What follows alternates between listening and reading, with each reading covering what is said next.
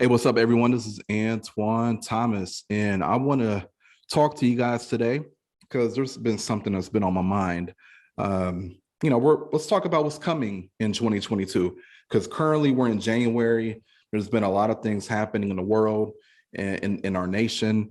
And as a real estate professional, a lot of things that happen, whether it's health, the economics, it really does have an impact on our businesses, right? So if you are someone right now who is feeling that uncertainty, maybe it's in yourself or from your clients, this is definitely one that you want to listen to all the way through. Okay. Let's talk about what's coming. So 2022, if you have been hiding under a brick, under a rock, then you may not know this, but stocks and crypto is going down, right? Tanking. There's a lot of people losing money, a lot of people that are pulling out of the markets due to the downward trend. So it's kind of like a snowball effect, right? And with that, you have the news and whatever they're saying, and then you have the stuff going on with the health issues we've been dealing with for the past couple of years. So a question that is probably being pushed around a lot of groups of people is, if stocks, crypto, health, all these things are uncertain and going up and down, is real estate next? Are we headed for a real estate correction, right?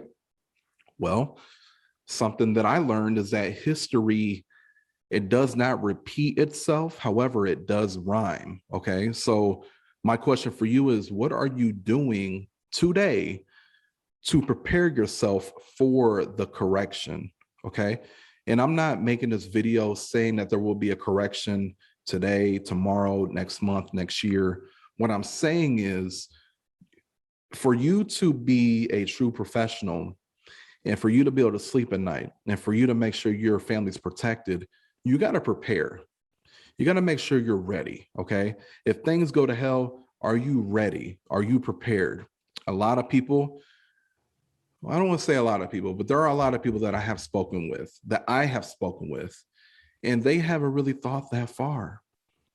As a matter of fact, and this is pretty dangerous, there's been a lot of agents that are really just ignoring the trends, and they're still telling people that over the next 5 years, everything's going to be the way it is today. And I just don't see that happening. What I find right now, I'm already seeing it. And if you're well in tune with the rates, interest rates are already ticking up, and they're projected to continue to tick up. Your mortgage rates, right? Now, typically when rates increase, you have a lot of buyers that are in the market that just can't afford to buy anymore. If that family is looking for a 4-bedroom home, they could be priced out of the market with the interest rates going up 0.5% or a full percent. Okay. And they have been going up. So you gotta consider that, especially if you're buyer heavy now in your business. So again, what are you doing now to prepare yourself for the correction? Because it is coming, we just don't know when. But again, the history does not repeat itself, it rhymes. Now let's talk about what you can do and what I'm having now. Silver Lining Real Estate Group as a whole, what we're doing. So all the agents within Silver Lining, what they're doing to prepare for this correction. Number one, you got to remember, cash flow is the bloodline to your business. For your business to continue to be alive and grow, you got to have cash flow. So are you building a business currently that drives massive cash flow that will allow you to invest in as many non-correlated assets as possible?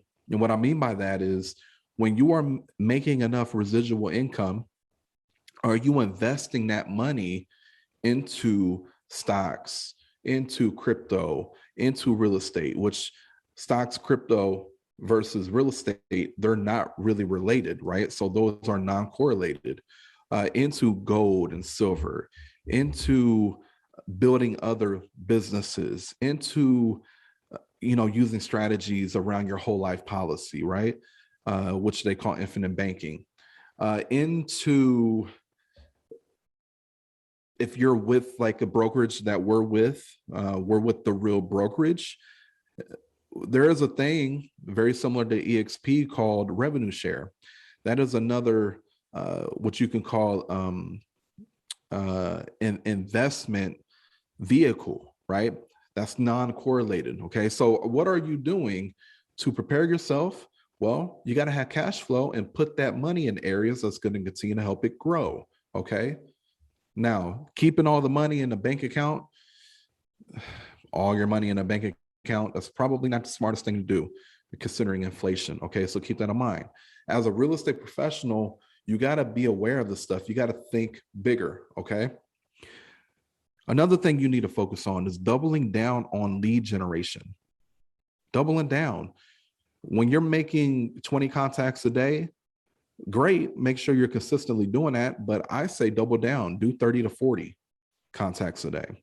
If your goal was to set 2 appointments a week, make it 4 appointments a week, okay?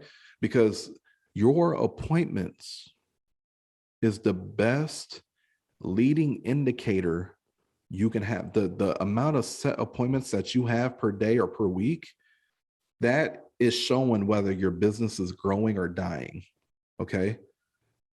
Your appointments are important, the ones that you set, all right? Now, obviously, the ones that you meet with and sign, those lead metrics are important too, but if you're setting several appointments a week, that's most likely you're in a good place as far as business growth. If you're setting 5 and then now over the past 30, 60, 90 days, you've been setting 1, that means we need to double down or we got to correct something, okay?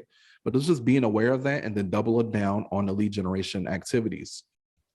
Now, the reason why that is important is not only because it shows whether your business is growing or dying, but number 2, those activities and the skills that you build and you can improve on, they never leave you, no matter what type of market we're in, no matter what happens to the market, to the industry that you are a part of. No matter what happens to your business, those skills and that experience and you having a discipline to be attached to prospecting and making the phone calls and building relationships, that will never leave you. Nobody can take that away from you. Okay.